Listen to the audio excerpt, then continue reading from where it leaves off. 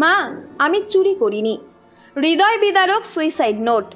অপবাদে আত্মহত্যা ক্লাস 7-এর পড়ুয়ার। সপ্তম শ্রেণীর ছাত্র বাজারে চিপস কিনতে বেরিয়েছিল। পরিবারের অভিযোগ, যে দোকানে নাবালক গিয়েছিল সেদিন সেই দোকানে চিপস ছিল না। এমনকি দোকানদারকে বারবার ডেকেও সাড়া পায়নি নাবালক। দোকানের বাইরে চিপসের প্যাকেট পড়ে থাকতে দেখে সেই প্যাকেট কুড়িয়ে নেয়। বাড়ি ফেরার সময় সেই দোকানের মালিক মোটর বাইক নিয়ে ধাওয়া করে ওই নাবালকের পেছনে।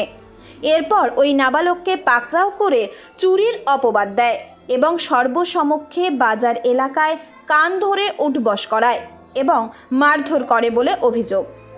ঘটনার খবর পেয়ে নাবালকের বাবা মা ঘটনাস্থলে যান এবং ছেলেকে বাড়িতে ফিরিয়ে নিয়ে আসেন।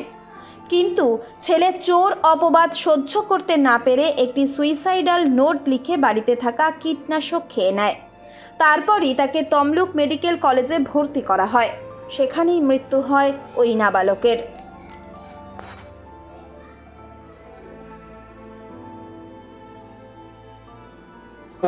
বাচ্চার নাম কৃষ্ণেন্দু দাস। কি হয়েছিল ঘটনা? মানে মেন্টালি ভাবে তাকে টর্চার করছিল একটা চিপসের প্যাকেটের জন্য। কে কে কে? ওটা একটা মিষ্টি দোকান, নাকি দোকানদারকে ডেকেও ছিল, কিন্তু দোকানদার কোনো সাড়া দেয়নি বলে বাচ্চাটা চলে যায়। ভর্তি চিপস? হ্যাঁ, একটা কুড়কুড়ের প্যাকেট। ভর্তি? খালি প্যাকেট না? না, ভর্তি প্যাকেট। এমনকি বাচ্চাটা কিনবে বলে পয়সাও নিয়ে গেছিলো। তাকে মানে রাস্তায় ছুটিয়ে জোর করে ধরে নিয়ে এসে বাজারের উপরে তাকে মানে মেন্টালিভাবে টর্চার করার পরে বাচ্চাটা বলেছে আমি চুরি কোনো মতেই করিনি। এমনকি দোকানদারকে টাকাও দিয়েছে, 20 টাকা দিয়েছে, তুমি চিপসের টাকা কেটে নাও। তারপরে বাচ্চাটা বাড়িতে গিয়ে বিষ খেয়েছে নাকি শুনলাম। কি হয়েছিল একটু বলবেন? আমার ছেলে এখন সামান্য একটা কুড়কুড়ি চোরের অপরাধে আমার ছেলে এখন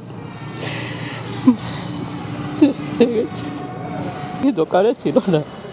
ও দুবার ডেকেছে দোকানদারকে, তারপরে রাস্তায় দেখে না কুড়কুড়িটা পড়ে আছে, উড়িয়ে পড়ে বাতাসে পড়ে আছে। ও কুড়কুড়িটা গুড়িয়ে নিয়ে পালিয়ে গেছে। ওকে তখন দোকানদার নাকি আবার বাড়াই, যখন ও দেখে না একটা ছেলে কুড়কুড়ি নিয়ে পালিয়ে যাচ্ছে, ওকে দোকানদার পিছনে মোটর সাইকেল নিয়ে ধাওয়া করেছে। ধাওয়া করে ওকে ধরে নিয়ে ধরছে। ওকে বলছে যে তুই কুড়কুড়িটা আমার দোকান থেকে চুরি করে নিয়ে এসেছি। ও বলছে না স্যার, আমি চুরি করে আনিনি, আমি ঘুরিয়ে পেয়েছি। বলে না, আমার ছেলেকে ভালোভাবে বাড়ি নিয়ে এখন যা আছে, আমরা তো গরিব মানুষ, খেটে খাই, আমাদের কারো কোনো উপরে অভিযোগ নেই। ভগবান কপাল উপরে যা রেখেছেন আমাদের সেটাই। এখন শুধু ছেলেকে ভালোভাবে বাড়ি করে নিয়ে গিয়ে দাহ করবো, নিজের জায়গা নিজে ভালোভাবে ঠিক রাখতে চাই। এটা হ্যাঁ, বিষ খেয়েছিল। ওটা কোথায় পেয়েছি? তা আমরা সব চাষিবাসী মানুষ, তো আমাদের ঘরে সবসময় থাকে। আমরা তো চাষবাস করে খাই, খেটে খাওয়া মানুষ, আমাদের ঘরে সব।